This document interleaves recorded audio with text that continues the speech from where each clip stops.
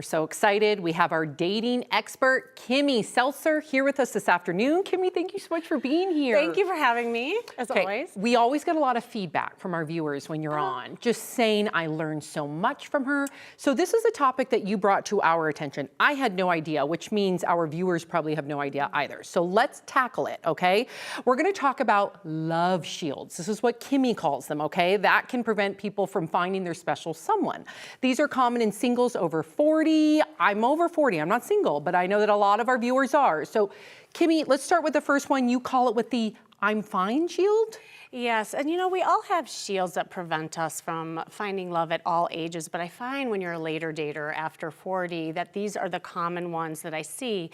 And the I'm fine shield is, these are people who have been independent, single for a long time, and when you ask them, but don't you want somebody in your life? They say, oh, I'm fine. You know, it's almost as if they're protecting themselves from getting hurt, and they've kind of settled into their ways. And they kind of like are calculated with things. Like they don't really believe that somebody could like be in their lives, and they always find something wrong with somebody. So they're perfectly fine just by themselves. Okay, so we're gonna go through some of these other shields, and then you're gonna have some takeaways for people that might be watching going, wait, that's me. Yeah. So what about the over-analyzing shield? I feel like that would be me. And why do you say that, Sam? Let's analyze this for a little bit. I analyze everything. Okay. Yeah, well, these are the people who rule by logic rather than their heart and their feelings. Okay. And so they have a list yay long of all the qualifications that the person must have. And if there's one thing that's off, they swipe left or they dismiss them. And really what's on the list are things that maybe they didn't have in their previous relationship or they got hurt from.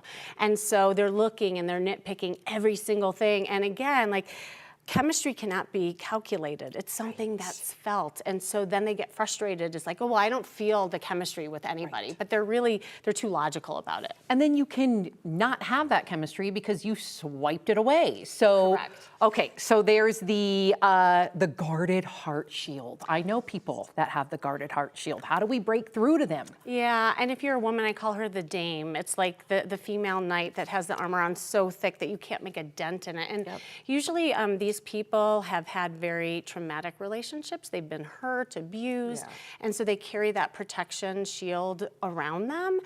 But what happens is they keep everyone at an arm's distance so that they can't really get close, and emotional intimacy is really, really hard for them. Right, I can only imagine. The time is ticking shield, you call it? Time is ticking. Now, this is a different time bomb than like people in their 20s and 30s who have the biological clock ticking.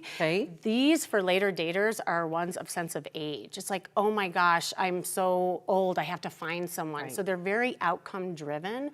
They're so focused on getting the boyfriend, getting the girlfriend, that they're losing the connection and what's right there in front of them and getting to know themselves in the process. Wow, I feel like that one a lot of people can relate to. So to any of our viewers that are watching right now and they go, I was definitely one of those, what advice would you give someone to kind of unshield themselves so they can get out there and finally find the connection that you deserve?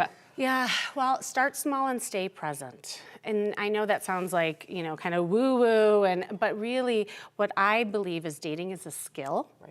And people focus on the man and the woman, but when you focus on the skills and the things that you need to do to nourish yourself, to actually learn about yourself, you'll actually find the one later on. This is a marathon, and you can't race to the finish line. You have to exercise those muscles so that you get to the finish line. And say that first part again, start small and present. Start small and stay present. And stay present, okay? Start small, stay present. You deserve the love too. Kimmy Seltzer, we love her. Thank you so much, Kimmy.